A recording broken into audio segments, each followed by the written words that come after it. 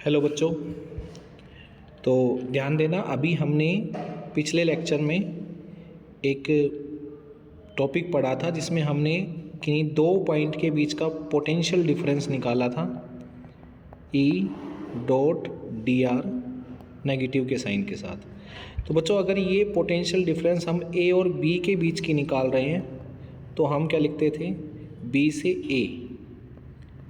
ये लिमिट वगैरह पुट करनी भी आपको आनी चाहिए। जैसे फॉर एग्जांपल मान लीजिए ये एक इलेक्ट्रिक फील्ड हमने अप्लाई कर रखा है इस डायरेक्शन में, और ये एक पॉइंट ए है और ये एक पॉइंट बी है। मैं चाहता हूँ कि इन दोनों पॉइंट के बीच का पोटेंशियल डिफरेंस निकाला जाए। तो वो पोटेंशियल डिफरेंस का जो फॉर्मूला होगा डिस्प्लेसमेंट के हिसाब से होगा। जैसे यहाँ पर मैंने बी का पोटेंशियल आगे लिखा है तो ए नीचे आएगा, और ए का पोटेंशियल पीछे लिखा है तो बी ऊपर आएगा। इस तरीके से उल्टा हो जाता है, नीचे से ऊपर की तरफ चलते हैं। तो ये थोड़ा सा आप लोगों को याद रखना है, वैसे ज़्यादा यूज़ नहीं है इस चीज़ का, फिर भी आप लेकर फिर समझिएगा, ठीक है। एक क्वेश्चन जैसे कि यहाँ पर हमारे पास दिया हुआ था कि जैसे कि मान लीजिए हमने एक इलेक्ट्रिक फील्ड अप्लाई कर रखा है इस डायरेक्शन में। इलेक्ट्रिक फील्ड हमें 10 न्यूटन पर कूलम दे रखा है और ये यूनिफॉर्म इलेक्ट्रिक फील्ड है, ठीक है। और हमसे एक पॉइंट दे रखा है ए, और एक दे रखा है बी, और एक दे रखा है सी।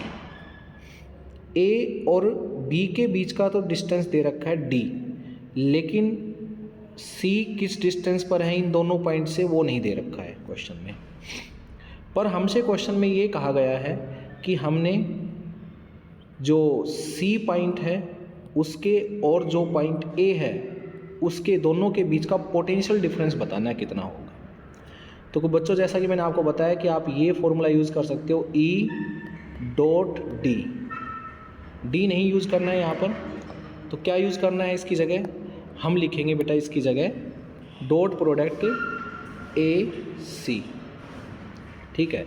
अच्छा, मैं यहाँ पर लिखने को तो ये भी लिख सकता था, सी ए भी लिख सकता था मैं, पर मैंने ए सी ही क्यों लिखा। तो बच्चों इसका मीनिंग समझना, मैंने अभी थोड़ी देर पहले बताया था कि अगर आपका पोटेंशियल डिफरेंस आप सी माइनस पोटेंशियल ऑफ ए कर रहे हो, आप सी की पोटेंशियल में से ए की माइनस कर रहे हो, तो पक्का आपका जो डिस्प्लेसमेंट हुआ है चार्ज पार्टिकल का वो ए से सी की तरफ हुआ है। किसकी तरफ हुआ है, ए से सी की तरफ। तो इसलिए ए सी लिखा जाएगा, ना कि सी ए लिखा जाएगा। तो ये याद रखना आप, ठीक है। तो यहाँ से हमारे पास V C minus V A और ई और ए सी, और साथ में क्या आ जाएगा, कोस थीटा। थीटा किसके बीच का एंगल है, देखो डिस्प्लेसमेंट अगर हमारा ए से सी की तरफ हो रहा है तो ये तीर का साइन बना लिया हमने, एरो का साइन, और इलेक्ट्रिक फील्ड की डायरेक्शन देखो इधर की तरफ है, यानी कि इलेक्ट्रिक फील्ड और डिस्प्लेसमेंट दोनों के बीच में एंगल है थीटा, तो इसलिए कोस थीटा आ गए यहाँ पर, ठीक। अब देखिएगा in triangle A B C, इस ए बी सी में देखें तो हमने अगर ए सी निकालना है तो हमने लगा दिया यहाँ पर बेस ए बी अपॉन में hypotenuse A C is equals to cos theta. तो देखिए हमारा जो ए बी है यहाँ से वो आ गया ए सी कोस थीटा। तो हमने यहाँ पर ए सी कोस थीटा की वैल्यू पता लग गई है ई ए बी। आप ये भी लिख सकते हो, डॉट प्रोडक्ट हटता है तब ये आता है, ठीक है। तो बच्चों एक बात जो समझने की थी, यहाँ से ये आंसर आपके आ जाएगी। यहाँ पर आपको ई की वैल्यू दी हुई है, डी की वैल्यू दी हुई है, पुट करते हैं। डी की वैल्यू यहाँ पर 2 सेंटीमीटर है, तो सोल्व करते हैं। तो यहाँ से ये हो गया 10 और 2 सेंटीमीटर, तो यहाँ से -0.2 वोल्ट आ गया। अब देखो नेगेटिव में आंसर आया है बेटा यहाँ पर, तो नेगेटिव में जो आंसर आया वो यही बताना चाहता है कि जो सी है ना वो इलेक्ट्रिक फील्ड की डायरेक्शन में ए से आगे है, तो सी की पोटेंशियल कम होगी और ए की पोटेंशियल ज़्यादा होगी, तो इसलिए सी में से ए माइनस करोगे तो नेगेटिव में आंसर, और अगर ए की पोटेंशियल में से सी की पोटेंशियल माइनस करोगे तो पॉजिटिव के आंसर आ जाएंगे अपने आप, ठीक है। तो ये क्वेश्चन कुछ ऐसा था। और इस क्वेश्चन में एक बात और समझने की थी कि मान लीजिए आपका इलेक्ट्रिक फील्ड हमने इधर की तरफ अप्लाई कर रखा है और मुझे ए और डी पॉइंट के बीच का पोटेंशियल डिफरेंस निकालना है। मैंने निकालना है ए और डी के बीच का पोटेंशियल डिफरेंस। तो एक काम करना, आप इलेक्ट्रिक फील्ड के परपेंडिकुलर एक लाइन खींच लेना और ए से उस पॉइंट को मिला देना जो डी से लाइन आई है, इन दोनों को मिला देना।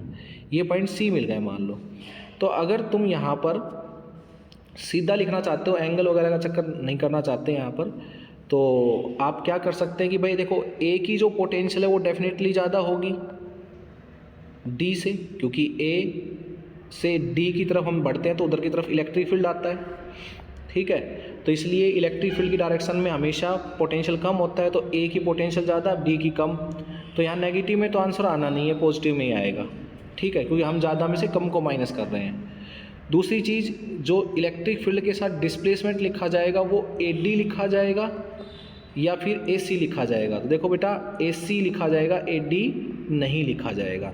सीधा आपने देखो पोटेंशियल डिफरेंस निकालना था ए और डी के बीच का, लेकिन डिस्प्लेसमेंट लिखा जाएगा ये बिल्कुल पैरेलल वाला, ठीक है।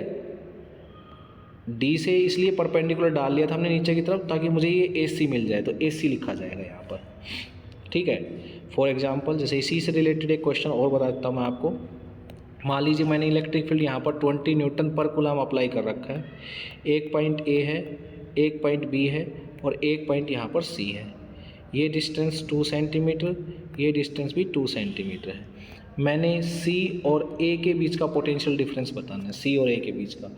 तो यहाँ से सी का पोटेंशियल कम होगा, साफ दिख रहा है, वो इलेक्ट्रिक फील्ड की डायरेक्शन में है और ए उसे पीछे रह गया। तो सी का पोटेंशियल क्या होगा, कम होगा, ए का ज़्यादा होगा, तो नेगेटिव में आंसर आएगा डेफिनेटली। और बी कितना है यहाँ पर 20, ई कितना है यहाँ पर 20 न्यूटन पर कूलम। और साथ में हमें ए सी के बीच का डिस्प्लेसमेंट नहीं लेना है, जो परपेंडिकुलर डाला गया है यहाँ से ए बी लेना है, तो ए बी लिया जाएगा। ये बात हमने अभी थोड़ी देर पहले ऊपर प्रूव भी कर दी थी। तो यहाँ से 2 सेंटीमीटर ये आ जाएगा, तो -0.4 वोल्ट यहाँ से आपके आंसर आ जाएगा, ठीक है। ओके बच्चों, थैंक यू।